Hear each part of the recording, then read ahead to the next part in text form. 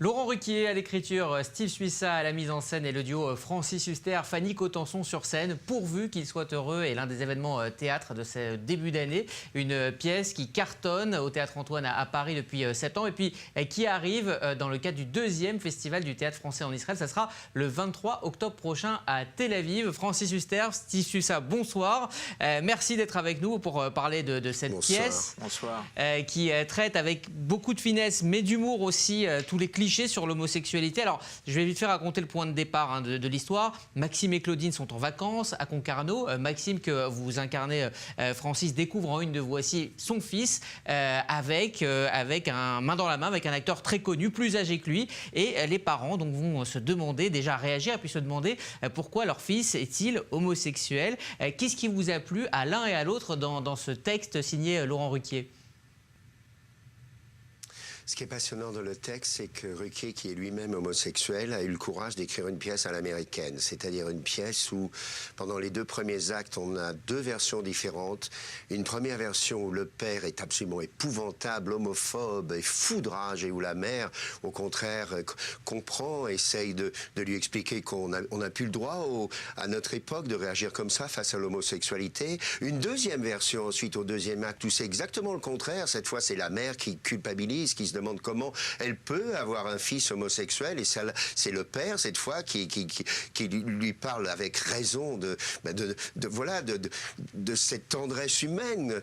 Être homosexuel, ça ne veut pas dire être un fou du sexe, ça veut dire que ce soit pour 2 hommes ou pour 2 femmes, c'est une histoire d'amour au 1er degré. Et puis au 3e acte, enfin le fils apparaît et là on a la vérité. Et c'est là où je peux parler de pièce américaine, parce que les gens, après avoir ri pendant 2 actes, sont bouleversés. Alors effectivement, vous parlez de ce premier acte, votre personnage a un peu de mal avec l'orientation sexuelle de son fils. Je propose de regarder un extrait. Non, c'est toi qui dois le faire. Allez, répète après moi. On t'aime tel que tu es, quels que soient tes goûts, tu restes notre fils. On a hâte de te voir et tu pourras venir à la maison avec ton ami si tu le souhaites. Allez, vas-y. On t'aime tel que tu es, quels que soient tes goûts. Tu restes notre fils. On a hâte de te voir. Tu pourras venir avec ton ami si tu le souhaites.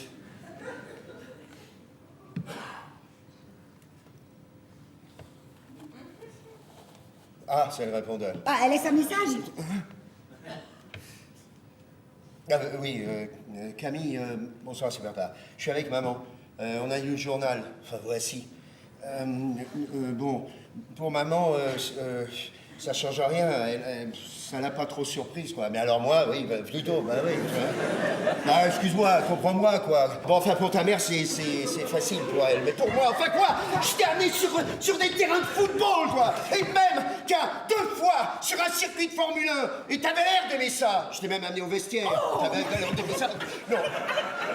Non, mais d'aimer les vestiaires. Non, bonne raison. Bon, écoute, appelle-nous parce que ta mère fait des grands signes. Alors, Fanny Cotenson disait à propos de cette pièce que finalement, le sujet principal, c'est que les mentalités, on pense que les mentalités ont évolué jusqu'au moment où cela vous concerne personnellement. Est-ce que vous pensez que c'est vraiment ça le cœur de cette pièce ? Bien sûr, parce que forcément, dans le théâtre moderne et populaire d'aujourd'hui, ce qui est très intéressant, c'est l'identification. C'est-à-dire que le 4e acteur de cette pièce est forcément le public. Le public regarde cette pièce comme il regarderait à travers le trou d'une serrure son propre salon peut-être, et il peut se dire, si c'était nous, comment on réagirait ? Et en fait, la thématique de la pièce est la suivante, c'est est-ce qu'on fait des enfants pour qu'ils soient comme nous, ou est-ce qu'on fait des enfants pour qu'ils soient heureux ? Est-ce que ça met les gens face à leur propre paradoxe ? Oui, pendant la représentation, les gens se parlent dans la salle. Et il y a des couples qui commencent à s'engueuler parce que la femme dit par exemple au mari, ben voilà, c'est exactement ce genre de truc que tu dis, ces horreurs. Et puis après, au 2e acte, c'est le contraire. À ce moment-là, c'est la femme qui se fait engueuler par le mari. Et nous, on est très fiers parce qu'on défend quand même l'idée que le théâtre, et surtout à travers le rire, peut changer les mentalités.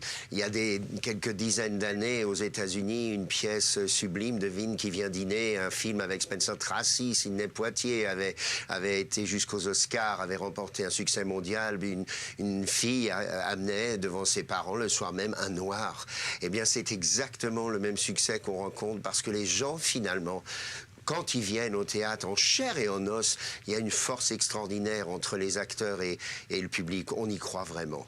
Alors cette pièce, le public israélien aura le plaisir de pouvoir la découvrir. Ça sera le 23 octobre prochain dans le cadre de ce festival dont vous êt à l'origine, Steve Suissa, ce festival de théâtre français en Israël. C'est la 2e édition. Cela remporte un véritable succès. Quelle est la première réaction des comédiens, des auteurs, des metteurs en scène quand vous leur proposez cette date un peu hors calendrier qui est Tel Aviv ou Jérusalem ou Ashdod ou Netanya?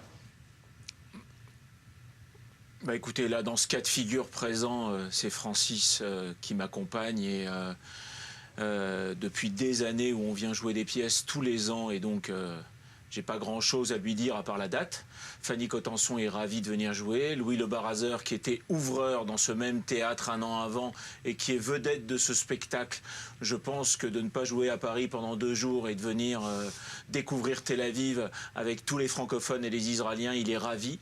Laurent Ruquier annule une émission des grosses têtes pour faire l'ouverture du festival et Jean-Marc Dumontet qui produit ce festival avec moi et qui est le producteur de cette pièce et plus qu'avec nous puisque toute l'année on réfléchit comment faire et comment apporter les plus beaux spectacles dans les meilleures conditions et pour les artistes et pour les spectateurs. Quand Steve parle des plus beaux spectacles, et c'est là où je salue le public d'Israël, c'est que justement, au lieu de ramener des pièces qui, au départ, seraient des pièces de boulevard, où on rigole et où on se dit, bon, le public en Israël veut avant tout se divertir, il a le courage d'amener des pièces comme par exemple le livre de ma mère, comme par exemple les Chatouilles, comme par exemple les Plaidoiries avec Patrick Timsit, avec Richard Berry. Là, on se retrouve avec des œuvres qui, en France, ont un succès considérable et qui sont des œuvres bouleversantes et qui, justement, font honneur au théâtre. Et je salue vraiment ce public d'Israël parce qu'il a accepté, dès le départ, de jouer le jeu.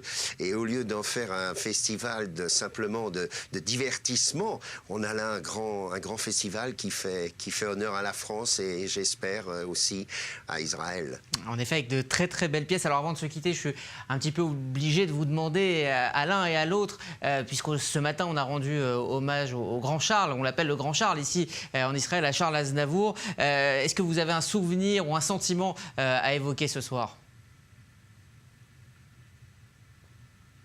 Oui, moi je l'aimais beaucoup, on se voyait et un jour je préparais mon 2e film qui était Le Grand Rôle. Et je lui expliquais que les 2 amants de ce film devaient se balader dans tout Paris la nuit dans une voiture décapotable et que c'était un couple qui s'aimait à la folie et que j'adorais ses chansons. Et il nous a demandé, à moi et la fille qui produisait le film avec moi, de choisir un titre.